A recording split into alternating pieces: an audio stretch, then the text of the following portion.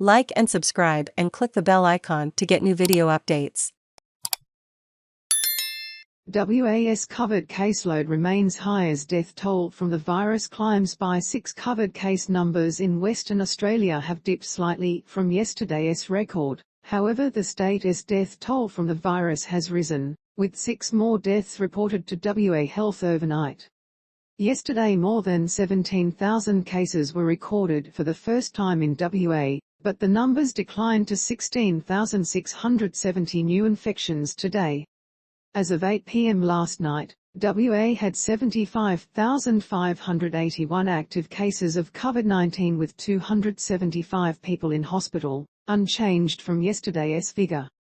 However, there are now 8 people in ICU, 1 more than yesterday, and a further 6 deaths have been reported, dating back to May 3.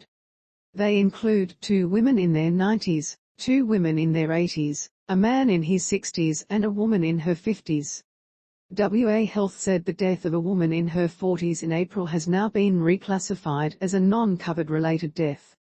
WA's covered death toll climbs. The current death toll in WA since the start of the year is now at 169, 3 more than the number of people who died on WA roads in 2021.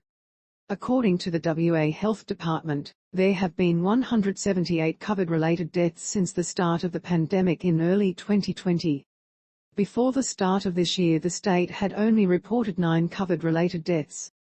Of the 16,670 new infections reported today, 5,317 were confirmed via PCR tests, with the remaining 11,353 self-reported positive rapid antigen tests. A total of 16,050 tests were conducted at either state-run or private pathology clinics yesterday, which was almost 3,000 fewer than the day before, when 19,360 PCR tests were conducted. Code Yellow declared at 3 major hospitals. While today's figures are slightly lower than yesterday, the recent surge in cases is having an impact on the hospital system. Yesterday, a Code Yellow was declared at 3 of WA's major hospitals, Fiona, Stanley, Joondalup and Sir Charles Gairdner. A Code Yellow is defined by WA Health as infrastructure and other internal emergencies, and means the emergency department is full and unable to accept patients. WA Emergency Department spokesman, David Mountain, told ABC Radio Perth it was concerning. Code Yellow's extraordinarily bad, Dr. Mountain said. By the time Code Yellows are declared, that means there is nothing left in the hospital to open, that patients are basically just jamming up in emergency departments. There is lots of ramping, lots of people spending many hours in the wait room before they get seen, many other patients spending up to 24, 36, 48 hours down in the emergency department waiting for a bed upstairs. Dr. Mountain said the state of play within the hospital system was very, very poor at the moment for any number of reasons.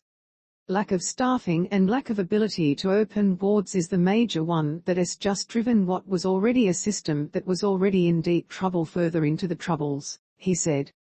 Staff shortages compromise patient care. More than 2,000 members of the state's health workforce are furloughed at the moment, and Dr. Mountain said the number of staff off work with the virus was only part of the issue. Because of COVID, but not with COVID, so that's part of the issue, he told ABC Radio Perth. Part of the problem is the bureaucracy, which is always troublesome, means that people who are furloughed but actually don't have COVID, find it difficult to get back into work. There is like a disincentive for people to come in, and we need to make that process much simpler. Really, it should just be RAT test, sick in the morning, if you're negative and you want to work, you should be allowed to come in and work. People are much more likely to be dying at the moment because of lack of staff and people being furloughed than they are from COVID itself. Dr. Mountain said he would like to see a return of the mask mandate to try to get the state's current Omicron outbreak back under control.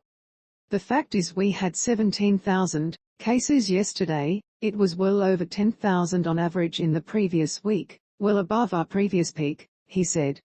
We're clearly on an escalating phase again at the moment. We need to do something to try and stop this and make sure we can actually run a health system but that doesn't, harm people.